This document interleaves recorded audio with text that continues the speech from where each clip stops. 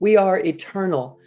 Science is showing us that energy cannot be created or destroyed. It just is. It can only be reshaped into different vibrations or forms or whatever. But it in and of itself is always present. It's always here. And this is a beautiful realization because we also know that we are made of energy. So we are eternal. We cannot be created or destroyed. The truth of us, the true essential soulful presence is eternal. And it compresses itself into a body, and then it leaves the body and moves on and goes on to have other experiences. And after I had this initial door opening 20 years ago, since then, I have multiple dimensional experiences in parallel universes or multi-dimensionality, visiting other dimensions all the time. I really traverse them regularly.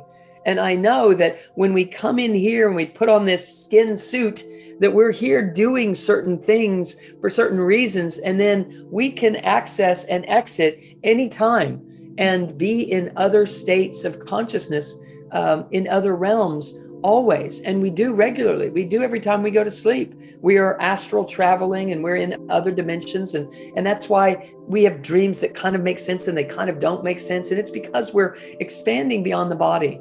And so, life and what we call death is part of that cycle, but it isn't a death at the way that we've perceived death. There is no such thing. And we have to untangle that misinformation and recognize that we are eternal. We come in, we do what we're here to do, and then we go somewhere else. We go elsewhere. We go.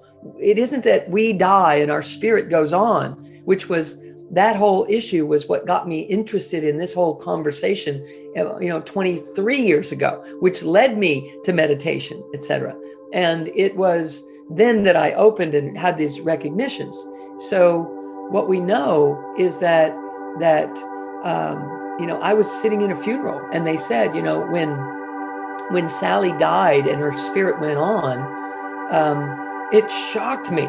I was like, I was 23 years old or 25 or 26 or something like that. And I was like, I don't ever want to die. I don't want to be the one that dies and have some spirit that I don't even know go on to have some other life. I'm not interested. So I want to trade places. I want to be the one that goes on.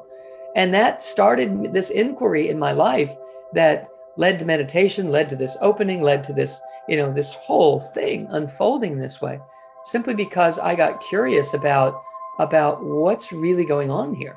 And now I identify as the spirit, and I am living as a soul in a body that I developed. I built a body and built a mind, and I'm here breathing my way through this life as spirit in a body. And I also have the capacity to go elsewhere, and we all do. But the most important thing is that while we're here, we are here wholly, fully recognizing that we're here for this beautiful reason of living joyously and abundantly and flourishing in this life with everything that we have. And knowing that when it's time for us to move on to our next adventure, that is what happens. And if we do not resist that, it happens with grace. And if we do resist it, it becomes a painful process. And it's all, I think that it is mostly because of a misinterpretation that most people are afraid of that moment in life that we are exiting for the last time, this time around.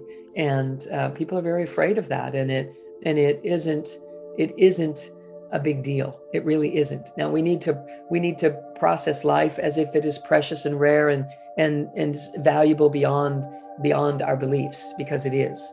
And at the same time, when that time comes to make our transition into another dimension, to not be afraid of it, because it is literally, you open a door, you walk through the door, and you're out of this room and you're in another room. You're in another place. It isn't that you're annihilated and you just disappear and there's nothing. You leave this place and move into another place. And if I could tell the whole world that, I would love to, because we're so afraid. And we're afraid to live because we're afraid to die. And it's just all, none of it is necessary, in that perspective.